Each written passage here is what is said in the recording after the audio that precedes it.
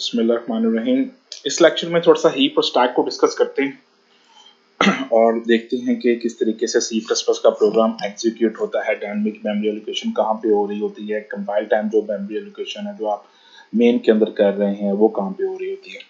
सो अगर आप simple C plus plus के प्रोग्राम की मेमोरी की स्ट्रक्चर देखें तो वो बेसिकली कुछ इस तरीके से डिवाइड हुआ होता है कि आपके पास जो भी सी प्लस प्लस का प्रोग्राम है उसके अंदर मेमोरी के अंदर जब वो लोड होगा तो कुछ मेमोरी उसको चाहिए जिसके अंदर वो अपने कोड को यानी इंस्ट्रक्शंस को लोड कर सकेगा। इसी तरीके से कुछ मेमोरी ब्लॉक उसको चाहिए, वो डिपेंडेंट ऑन के वो कितना बड़ा कोड है। वो ऑफ कोर्स ये जो कोड की मेमोरी का साइज होगा ये उस आपके सी प्लस प्लस की फाइल के ऊपर आपके नंबर ऑफ इंस्ट्रक्शंस के ऊपर डिपेंड करता है। इसी तरीके से फिर आपको एक और मेमोरी स्ट्रक्चर चाहिए जिसके अंदर आप ग्लोबल वेरिएबल्स को एक्सेप्ट करते हैं। ग्लोबल वेरिएबल्स या स्टैटिक वेरिएबल जो भी आपके पास बनेंगे आपके प्रोग्राम के वो बेसिकली इस मेमोरी सेगमेंट के अंदर पड़े होंगे। और माइंड दैट के मैं जो डिस्कशन कर रहा हूँ मैं सिर्फ एक सी प्लस प्लस के प्रोग्राम की बात कर रहा हूँ। इसी तरीके से आपके पास कुछ मेमोरी डिवाइड होगी जो कि स्टैक कहलाएगी एंड देन आफ्टर दैट कुछ मेमोरी होगी जो कि हीप कहलाएगी। सो इसमें सबसे सिंपल जो है वो हीप है। वाई?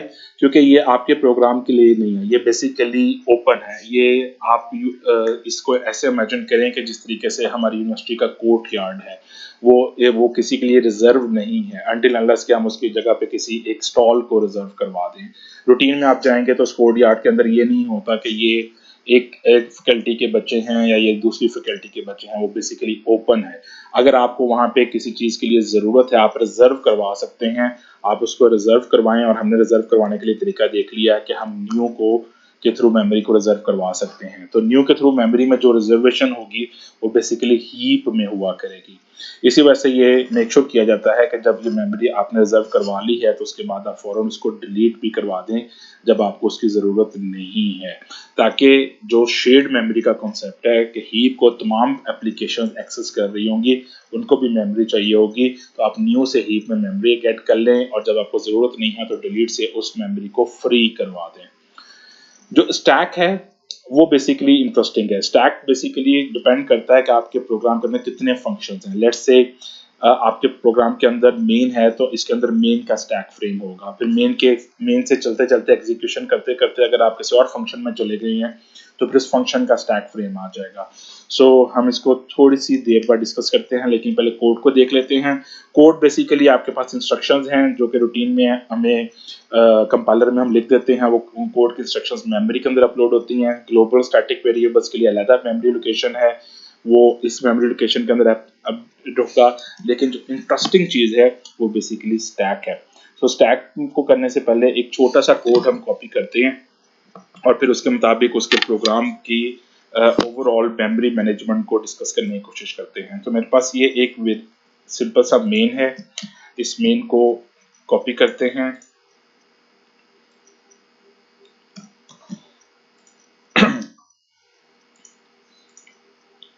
सो ये जो मेन है ये बेसिकली जब चलेगा ये प्रोग्राम चलेगा सो होगा क्या कि आपके पास जो स्टैक है, स्टैक फ्रेम जो है पहले उसको बनाते हैं। हमारे पास जो स्टैक फ्रेम बनेगा वो बेसिकली इस तरीके से बड़ा सा स्टैक फ्रेम बनेगा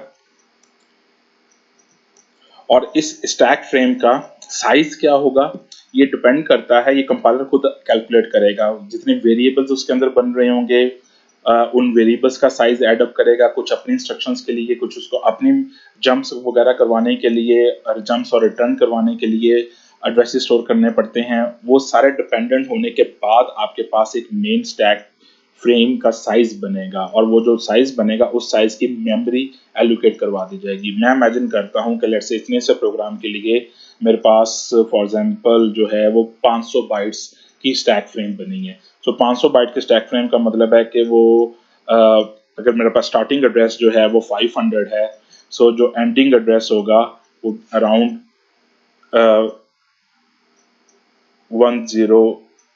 1000 के करीब होगा अगर मैंने 500 को इंक्लूड नहीं किया। तो इसका मतलब है मेरे पास 500 बाइट्स की स्टैक फ्रेम बन गई है। और इसी स्टैक फ्रेम के अंदर रहते रहते मेरे प्रोग्राम ने एग्जीक्यूट होना है, क्योंकि स्टैक जो होगी वो पहले कैलकुलेट हो जाएगी, स्टैक रन टाइम पे ग्रो नहीं हो सकती। ठीक है, तो स्टैक के लिए आपके पास जो कैलकुलेशन होगी कि स्टैक का क्या साइज होगा वो बेसिकली कंपाइल टाइम पे कैलकुलेट कर लेगा, और जब वो एग्जीक्यूट करने लगेगा तो उतनी मेमोरी गेट करके उसको स्टैक फ्रेम का नाम दे देगा। तो जितनी भी चेंजेस आप करेंगे, उस जितनी भी आप कॉलिंग करेंगे फंक्शंस की, जो भी काम करेंगे उसी स्टैक फ्रेम के अंदर जाके होंगी। सो इसी स्टैक फ्रेम के अंदर हम काम करना शुरू करते हैं। Let me quickly remove some of the things. Okay, so we know कि हमारे पास ये स्टैक फ्रेम है, और ये स्टैक फ्रेम जो है ये बेसिकली स्टार्ट होगा जब आपकी पहली लाइन स्टार्ट होगी integer size is equal to 0। तो यहाँ पे आपके पास साइज का वेरिएबल बनेगा इसी स्टैक फ्रेम के अंदर, और आप इमेजिन कर सकते हैं कि ये जो स्टैक फ्रेम है जिसके in that stack frame you will get a variable, और उसका नाम रखा जाएगा एस साइज, और इसकी वैल्यू होगी 0। इसी तरीके से फिर आपके पास नेक्स्ट आपने एक पॉइंटर बनाया है, सो आपके पास एक और इसी स्टैक फ्रेम के अंदर एक पॉइंटर डिक्लेयर किया जाएगा, उसकी वैल्यू नल है तो नल एक्चुअली मीन्स 0, और उसका नाम है ARR। आफ्टर दैट आपने एक करेक्टर अरे बनाई है 20 बाइट्स की, सो 20 बाइट्स की एक करेक्टर अरे बनेगी। मैं इसको थोड़ा सा साइज में बड़ा कर रहा हूँ, आपको पता होना चाहिए। और उसके अंदर आपने रखवा दिया है data.txt, और ये बेसिकली फाइल f_name के नाम से जो पहले सेल का एड्रेस होगा उसको पॉइंट कर रहा होगा। सो ये जो आपके पास ये तीन चीजें बनी हैं, एक साइज का इंटीजर का वेरिएबल, इसके लिए आपको 4 बाइट्स चाहिए।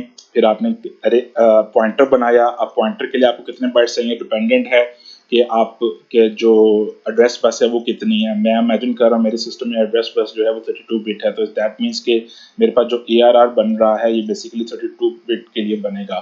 फिर इसके बाद जो मेरे पास जो फाइल नेम है वो 20 बाइट्स के ऊपर बनेगा। सो ये जो फ्रेम है यहाँ तक, ये जो स्टैक फ्रेम है, जब तक मैंने फंक्शन कॉल नहीं किया, आप ये कह सकते हैं कि this one is my stack frame of main stack frame.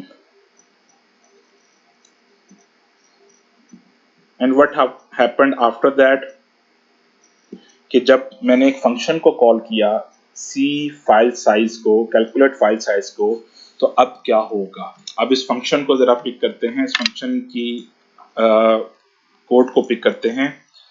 सो इस फंक्शन का कोड है ये वाला। सो इस फंक्शन को कोड को पिक करके यहाँ पे लाने की कोशिश करते हैं। Let me paste it here. Okay, so आप ये देख सकते हैं कि अब इसी स्टैक फ्रेम के ऊपर आपके पास एक नया स्टैक फ्रेम बनेगा, और वो जो स्टैक फ्रेम है वो बेसिकली आपके पास जो फंक्शन है, मैं इसको कलर चेंज कर रहा हूँ, ये बेसिकली कैलकुलेट फाइल साइज का फंक्शन है, इसके लिए स्टैक फ्रेम बनेगा। तो अब जब कैलकुलेट साइज फंक्शन में गए तो आपके पास पहले एक फाइल नेम बन रहा है, और ये पॉइंटर है। इसका मतलब है आपके पास एक पॉइंटर बनेगा। इसी मेन की स्टैक फ्रेम को हम थोड़ी सी बाउंड्री लगाते हैं, और इसके बाद आपके पास एक पॉइंटर बनेगा which is called file name, और इस पॉइंटर की वैल्यू जो होगी वो क्या रखी जाएगी, वो बेसिकली जो हमारा एक्चुअल पैरामीटर है वो लेके आ रहा है फाइल नेम के। तो अगर मैं फाइल नेम के साथ इमेजिन करूं कि फाइल नेम जो है ये लेट्स से ये 511 से स्टार्ट हो रहा था, तो मेरे पास जो ये पिंक कलर का जो स्टैक फ्रेम बन रहा है, जो कि फाइल साइज का स्टैक फ्रेम बन रहा है, कैलकुलेट फाइल साइज के फंक्शन का स्टैक फ्रेम बन रहा है, इसका जो पॉइंटर है फाइल नेम वो बेसिकली 511 को पॉइंट करना शुरू कर देगा। सो इनडायरेक्टली बेसिकली वो मेन की एक कैरेक्टर अरे को पॉइंट कर रहा होगा। आफ्टर दैट मैंने एक वेरिएबल बनाया विच इज टेम्प। सो फिर टेम्प बनेगा इस स्टैक फ्रेम के अंदर, देन उसकी वैल्यू है 0। उसके बाद मैंने सी बनाया, सी बना, सी की वैल्यू है 0। और उसके बाद मैंने ऑब्जेक्ट बनाया, तो ऑफ कोर्स ऑब्जेक्ट भी इसी मेमोरी के अंदर बनेगा, और उसकी भी कोई ना कोई मेमोरी होगी जो कि हमें उसमें इंटरेस्टेड नहीं है। उसके बाद मैंने ओपन किया फाइल को ओपन करने के बाद let me go down little bit, file को ओपन करने के बाद मैंने रीड करना शुरू कर दिया, रीड करके मैंने सी को एक एक करके इंक्रीमेंट करना शुरू कर दिया, और इंक्रीमेंट करने के बाद सी और सी कैलकुलेट करने के बाद मैंने सी को रिटर्न करवा दिया है। जब मैंने रिटर्न स्टेटमेंट यूज की है तो कंपाइलर क्या करेगा कि रिटर्न स्टेटमेंट को यूज करते वक्त वो जितनी भी हमारे पास ये जो स्टैक फ्रेम बना है, पिंक कलर का जो स्टैक फ्रेम आपको नजर आ रहा है, ये स्टैक फ्रेम मेमोरी से रिमूव हो जाएगा, डिलीट हो जाएगा। उसकी फायदा यह है कि इसी स्टैक फ्रेम के ऊपर अब नेक्स्ट फंक्शन का स्टैक फ्रेम बनना शुरू हो जाएगा। So what will you do कि आपने जो रिटर्न किया था सी, वो रिटर्न होके बेसिकली साइज के वेरिएबल में आ रहा है। तो अगर आप इमेजिन करें कि आपकी फाइल के अंदर 10 एलिमेंट्स हैं, तो आपके पास ये जो हमारे पास वेरिएबल है जिसका नाम साइज था मेन का, जब ये हमारे पास कैलकुलेट फाइल साइज रिटर्न करेगा तो ये हमारे पास 10 के इक्वल हो जाएगा। और जैसे ये मेन पे वापस आएगा, हमारे जितने भी ये स्टैक फ्रेम बना था, जो कैलकुलेट फाइल साइज का स्टैक फ्रेम था, ये बेसिकली यहाँ से सारा रिमूव हो जाएगा और आप वापस मेन की स्टैक फ्रेम के अंदर आ जाएंगे। और इसी मेन के स्टैक फ्रेम के अंदर मैं छोटा सा यहाँ पे आके छोटी सी कोड का चेंज करता हूँ। लेट्स से मैं यहाँ पे लिख देता हूँ integer, so integer let's say num is equal to 12। तो जैसे ही आप इस स्टैक फ्रेम से वापस आएंगे, लेट मी सी, जैसे आप इस स्टैक फ्रेम से वापस आएंगे फंक्शन के स्टैक फ्रेम से, जो कि आपने कैलकुलेट फाइल साइज के फंक्शन को कॉल किया था, जैसे आप उसके बाद वापस आएंगे तो आपके पास जो वेरिएबल बनेगा वो आपके पास नम का वेरिएबल बन रहा है। तो यही जो स्टैक फ्रेम थी जो कि इससे पहले कैलकुलेट फाइल साइज के फंक्शन के लिए यूज हो रही थी, अब आपने इंस्ट्रक्शन चलाई इंटीजर नंबर 1, तो यहाँ पे एक नंबर का वेरिएबल बनेगा और उसकी वैल्यू रख दी जाएगी 12। सो आफ्टर दैट आपने क्या किया, आपने फिर डायनेमिक मेमोरी एलोकेशन के फंक्शन को यूज किया है, कॉल किया है। तो दैट मीन्स कि अब इसके इसी स्टैक फ्रेम के आगे जाके आपके पास यहाँ पे इसकी बाउंड्री बन जानी चाहिए और इसके ऊपर जो वेरिएबल्स बनेंगे या इसके ऊपर जो इंस्ट्रक्शंस के लिए जो आपको कंपाइलर अपने तौर पे जो इंस्ट्रक्शंस के तौर पे या रिटर्न या जंप की इंस्ट्रक्शंस यूज करेगा, जो कि कंपाइलर खुद कर रहा है, मुझसे गर्ज नहीं है वो, और प्लस जो आप फंक्शन यूज कर रहे हैं डायनेमिक मेमोरी एलोकेशन का, इसकी स्टैक फ्रेम बनना शुरू हो जाएगी। तो लेट्स सी कि इस फंक्शन में क्या लिखा हुआ है। इस फंक्शन को कॉपी करते हैं अपने कोड से,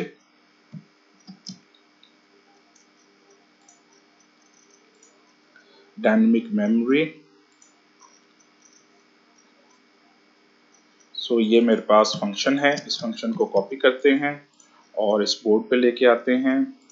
अब मुझे इस जो मैंने फंक्शन यूज कर लिया था जिसका नाम था कैलकुलेट फाइल साइज, इसमें मुझे कोई इंटरेस्ट नहीं है, ये मैंने यूज कर लिया है। यूज करने के बाद मेरे पास ये यूजलेस है, मैं इसको यहाँ से बोर्ड से डिलीट करता हूँ और उसके बाद हम इसके अंदर कॉपी करते हैं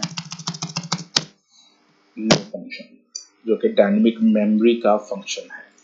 सो ये जो डायनेमिक मेमोरी का फंक्शन है इसके ऊपर थोड़ा सा काम करने की कोशिश करते हैं। Coming back to my stack, जैसे ही मैं डायनेमिक मेमोरी के फंक्शन में आऊंगा, मैं इसको अब पिंक कलर के साथ लेके चल रहा हूँ। सो जैसे डायनेमिक मेमोरी के फंक्शन के अंदर आऊंगा, सो आप सबसे पहले देखें कि आपके पास फॉर्मल पैरामीटर बन रहा है विच इज इंटीजर एस। सो इसके अंदर डायनेमिक मेमोरी एलोकेशन के अंदर की जो आपके पास स्टैक बनेगी उसके अंदर एक वेरिएबल बनेगा और उसका नाम है एस, और इसके अंदर जो वैल्यू आ रही है वो बेसिकली आपके मेन से आ रही है। मेन के केस में हमने 10 देखा था, तो यहाँ पे 10 जो है वो यहाँ पे पेस्ट हो जाएगा। उसके बाद मैंने एक पॉइंटर बनाया है, लेट्स कॉल इट टेम्प, और एक पॉइंटर है, और उसके बाद फिर मैंने न्यू मेमोरी एक्सेस की है।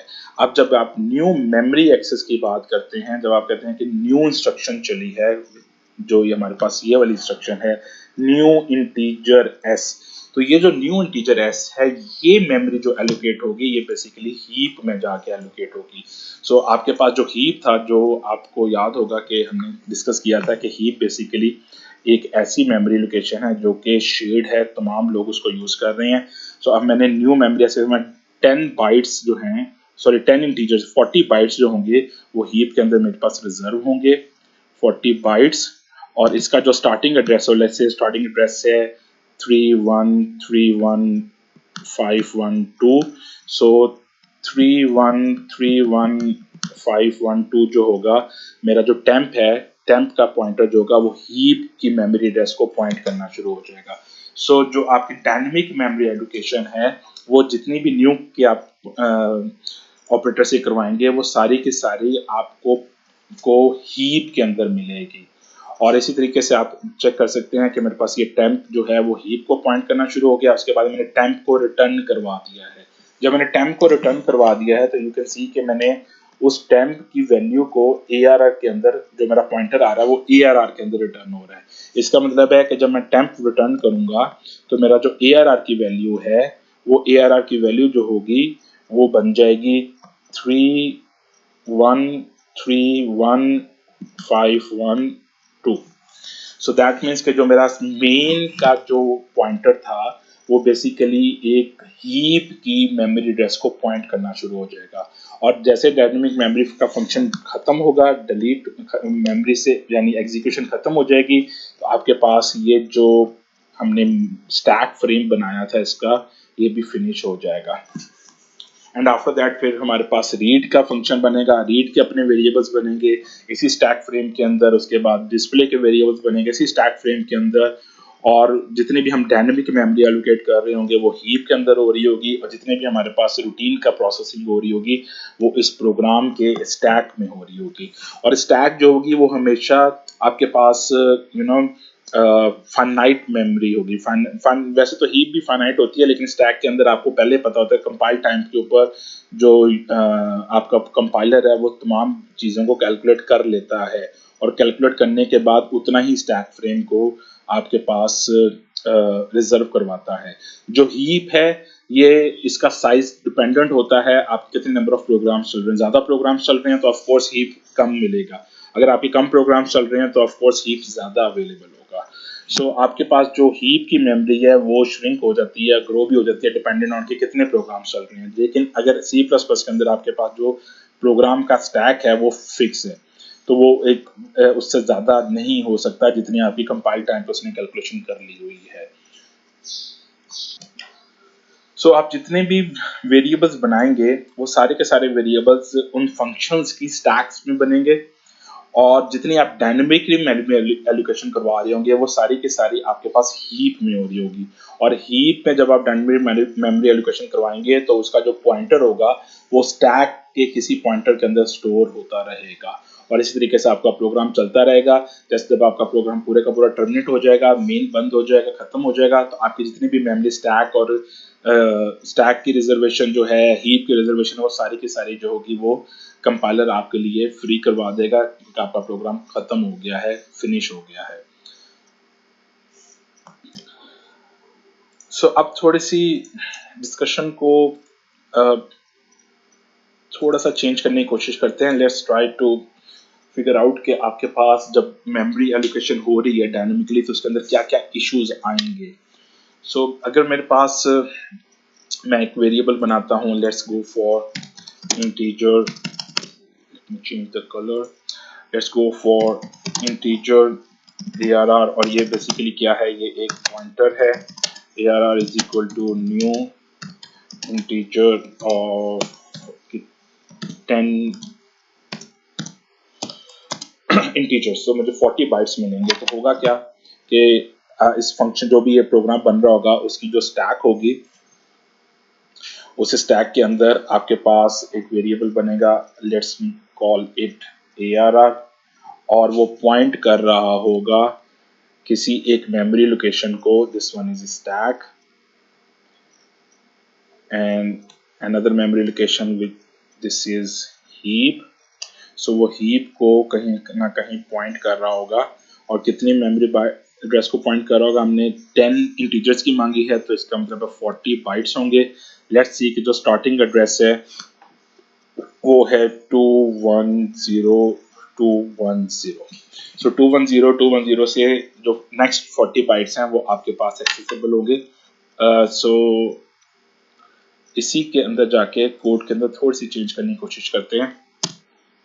इसके बाद मैंने किया ARR is equal to new integer and 20।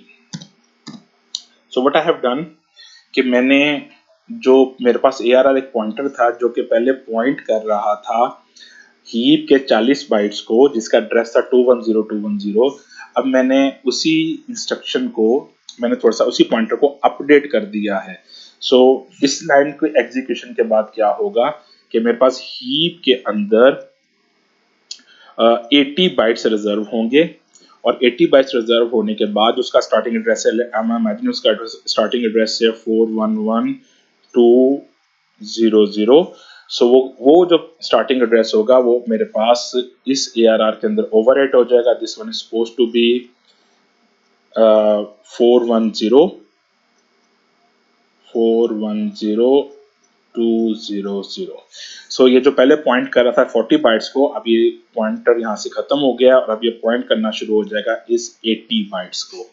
लेकिन क्वेश्चन यहाँ पे ये अराइज हो जाता है कि अगर आपने इस तरीके से एक पॉइंटर जो कि पहले किसी मेमोरी एड्रेस को आप पॉइंट कर रहा था और अब वो किसी और मेमोरी एड्रेस को आपने पॉइंट करवाना शुरू कर दिया है, तो जो आपके पास ये वाली मेमोरी एड्रेस था जो 40 बाइट्स थे, ये इनका क्या बनेगा? सो ये वाले पॉइंट जो है, ये वाला जो मेमोरी एड्रेस है, ये आपके लिए अभी भी रिजर्व है, लेकिन ऑफ कोर्स आप इसको एक्सेस नहीं कर सकते। क्यों नहीं एक्सेस कर सकते? क्योंकि आप इसका पॉइंटर लॉस कर चुके हैं। आपने अपने पॉइंटर की वैल्यू को अपडेट करवा दिया और अपडेट करवाने के बाद आपने उसको पॉइंट करवा दिया 80 बाइट्स के ऊपर। तो ये जो 40 बाइट्स हैं ये आपने शेयर्ड मेमोरी के अंदर रहते हुए आपने अपने लिए रिजर्व करवाया, लेकिन आप इसका पॉइंटर लॉस कर देते हैं, कर दिया है। This concept is known as memory leak.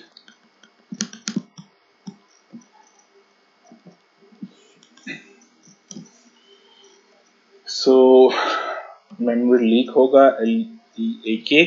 और इसका कॉन्सेप्ट क्या है कि आपने क्या किया कि आपने एक मेमोरी को अपने लिए रिजर्व करवाया, एक पॉइंटर में उसके एड्रेस को स्टोर कर लिया और उसके बाद आपने उस पॉइंटर को अपडेट कर दिया। जब आपने उस पॉइंटर को अपडेट कर दिया है तो बेसिकली वो जो पहली रिजर्व मेमोरी थी वो आपने फ्री नहीं करवाई, तो हुआ ये कि वो मेमोरी जो है वो लीक होना शुरू हो गई है। अब वो जब तक आपका ये प्रोग्राम चलता रहेगा ऑपरेटिंग सिस्टम उस 40 बाइट्स को किसी और को एलोकेट नहीं करवा सकता, क्योंकि आपने उसके अपने प्रोग्राम के लिए रिजर्व करवा दिया हुआ है। और नुकसान क्या है कि अब आप भी उस 40 बाइट्स को एड्रेस नहीं कर सकते क्योंकि आप उसके पॉइंटर को लॉस कर चुके हुए हैं। सो अगर आपने इस तरीके का कोई कॉन्सेप्ट करना है तो फिर आपने कोड में थोड़ा सा चेंज किया करें। लेट्स से आपको 10 बाइट्स नहीं चाहिए, आप इसको यहाँ पे डिलीट करवाएं। डिलीट करवाएं, एक अरे है उसका नाम है ARR, और उसके बाद फिर उस अरे के पॉइंटर को आप न्यू मेमोरी से बेशक नई मेमोरी के ऊपर एक्सेस कर लें।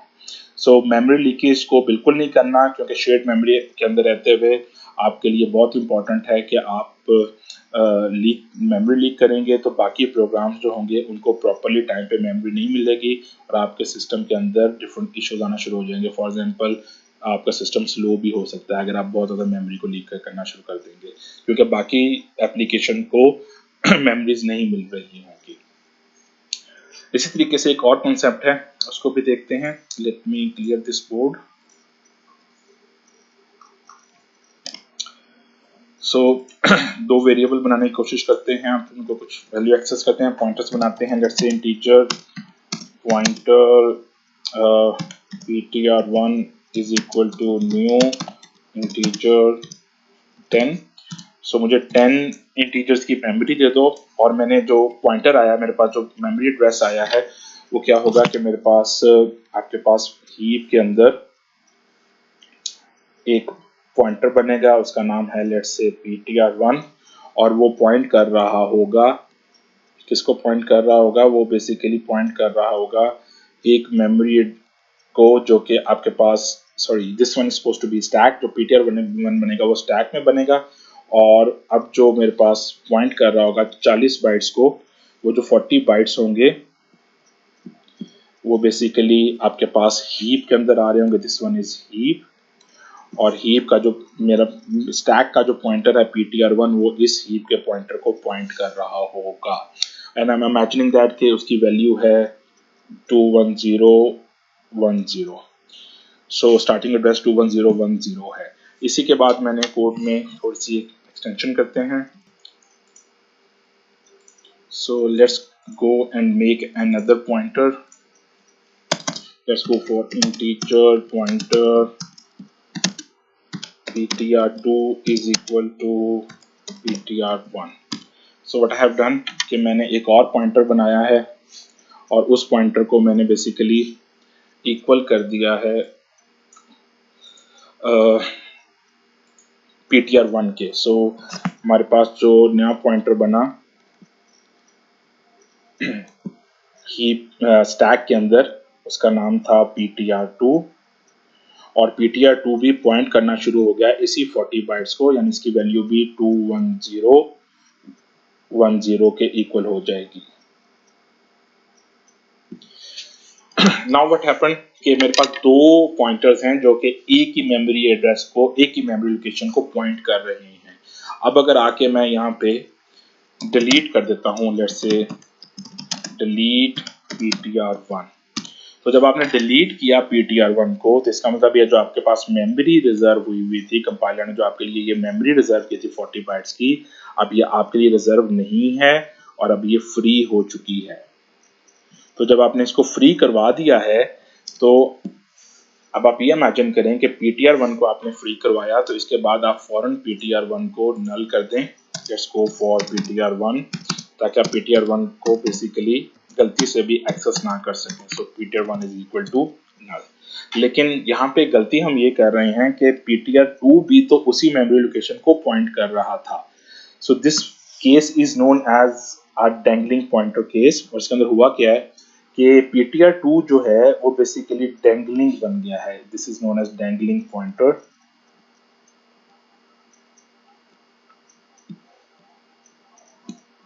और ptr2 डैंगलिंग हो गया. डैंगलिंग का मतलब है कि ptr2 अब एक ऐसी मेमोरी लोकेशन को पॉइंट कर रहा है जो अब आपके लिए रिजर्व नहीं रही. वो जो मेमोरी लोकेशन है वो फ्री हो चुकी है, या आपने इसको खुद फ्री करवाया, आपने इसको डिलीट करवा दिया है.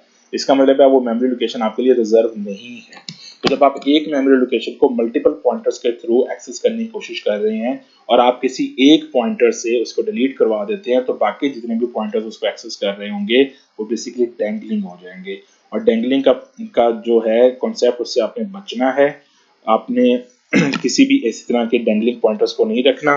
तो इस केस के अंदर अगर मैंने मेक श्योर किया है कि मेरा ptr1 जो है वो नल हो जाए, तो इस तरीके से मैं मेक श्योर करूं कि मेरे पास जो ptr2 है वो भी नल हो जाए, ताकि मैं गलती से भी अपने कोड के अंदर ptr2 के थ्रू इस मेमोरी को एक्सेस करने की कोशिश मत करो. सो दो कॉन्सेप्ट्स हैं, एक मेमोरी लीकेज का और एक डैंगलिंग पॉइंटर का. मेमोरी लीकेज क्या होती है कि जब आप मेमोरी एक्सेस करते जा रहे हैं, एक्सेस करते जाते हैं, अपने रिजर्व करवाते जा रहे हैं न्यू ऑपरेटर से, और फिर आप उसका पॉइंटर लॉस्ट कर देते हैं. जब आप उसका पॉइंटर लॉस्ट कर देंगे तो वो मेमोरी आपके लिए रिजर्व तो है लेकिन आप उसको एक्सेस नहीं कर सकते. तो that is known as memory leakage. Dangling pointer का कॉन्सेप्ट ये है कि जब आप एक लोकेशन को आप मल्टीपल पॉइंटर्स के थ्रू पॉइंट करवा रहे हैं और आप उसमें से किसी एक पॉइंटर को डिलीट करवा देते हैं तो वो पूरी की पूरी मेमोरी लोकेशन जो होगी वो फ्री हो जाती है. तो बाकी पॉइंटर जितने भी उस मेमोरी लोकेशन को पॉइंट कर रहे होते हैं वो बेसिकली डैंगलिंग पॉइंटर्स कराना शुरू हो जाते हैं. तो इन दैट केस सबसे अच्छा हल ये है कि आप उन पॉइंटर्स को नल से अपडेट कर दें ताकि वो गलती से भी उस मेमोरी एक्सेस को जो उस मेमोरी स्लॉट्स को जो आपके लिए रिजर्व नहीं है उनको एक्सेस ना कर सके.